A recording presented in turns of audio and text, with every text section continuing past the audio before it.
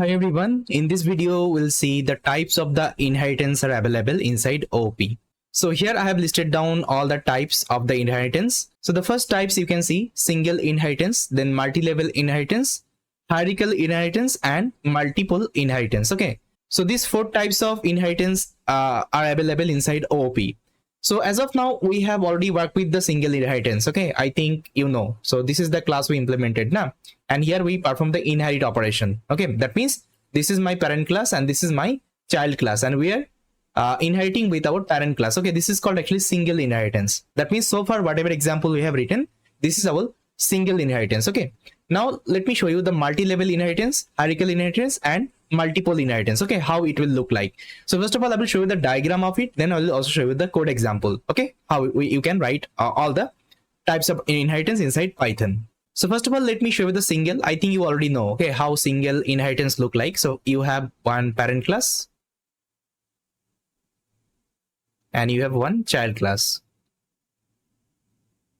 So you will be doing the inheritance like that. That means child class will inherit the parent class. That means whatever, let's say property we are having of the parent, we can use inside the child class. Okay, this is called single inheritance.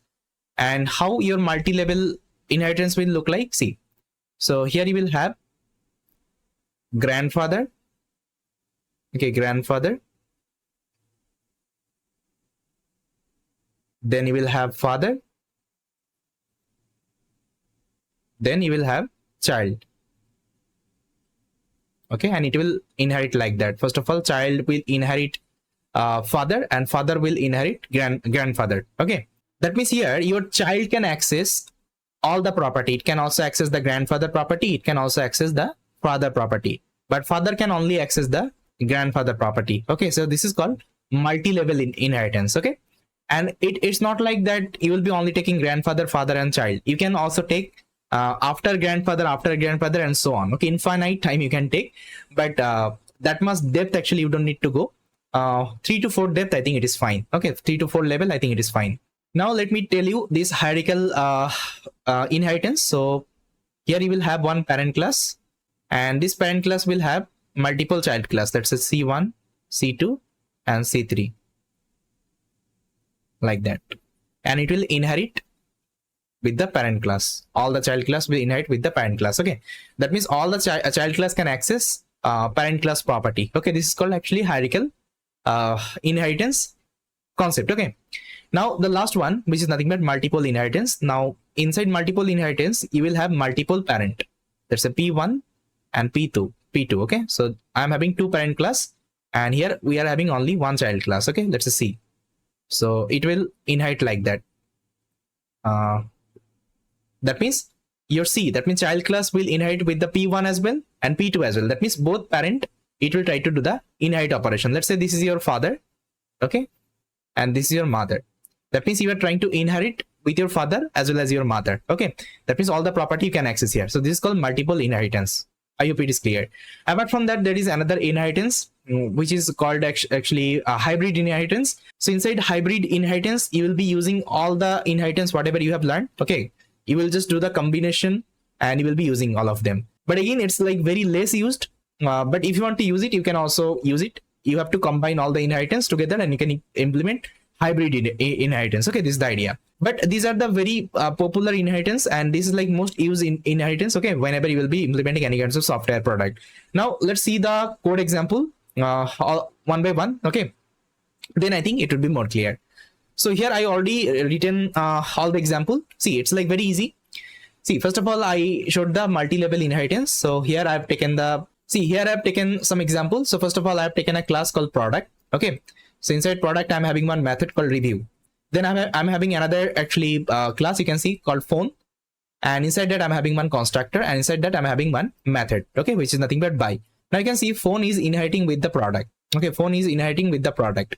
Now how your multi-level inheritance looks like, see, this is the multi-level. That means it will have three class, grandfather, father and child. Child will inherit with the father, father will inherit with the grandfather. That means you can see this is my grandfather, this is my father, and father is getting inherited with the grandfather. Okay, this is the idea. Now again, I've taken another class called smartphone. Okay, and this is my child class, and child will inherit with the father, that means phone. Okay, this is the idea. Now this is my complete multi-level inheritance. Okay, now I'm initializing the smartphone. Now see, if I just write s.by, now by is present inside my father class. Okay, you can see father class, it is present. So by is also executing. Then I'm calling the review. Review is present inside my grandfather. That means child can access father property as well, grandfather property as well. Okay, that's why it is printing all of them. Okay, inside phone constructor, because it doesn't have any constructor, so it will look for in the father constructor. So father constructor it is already having, so this constructor will be executed. Okay, then I'm trying to call this by. That means this by will execute, then this review will execute. Okay, this is the idea. I hope it is clear. Now let me show you the next one, hierarchical one. Now how hierarchical looks like, that's how.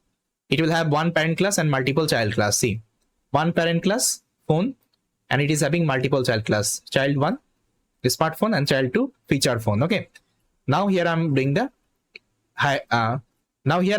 inherit operation. You can see phone and phone. Got it? That means both child class can access the property of parent. Okay, so here I have defined smartphone, the first child class, and here I've given the input. The input actually takes, and now I'm trying to access the buy. Okay, you can see now it will show me the buying a phone, because here I'm inside that I'm returning this particular buying a phone, right? And the second one, featuring phone, again I'm calling the buy, so it will also able to access the buy because both are child class of the parent class. Okay, this is called actually hierarchical inheritance. Now the last one, which is nothing but multiple inheritance. Now how it looks like, you can see it is having two parent class and one child class. Now you can see here I have defined two parent class. First parent class is phone. Inside that I'm having one method, and the second parent class is product. Okay, inside that I'm having review.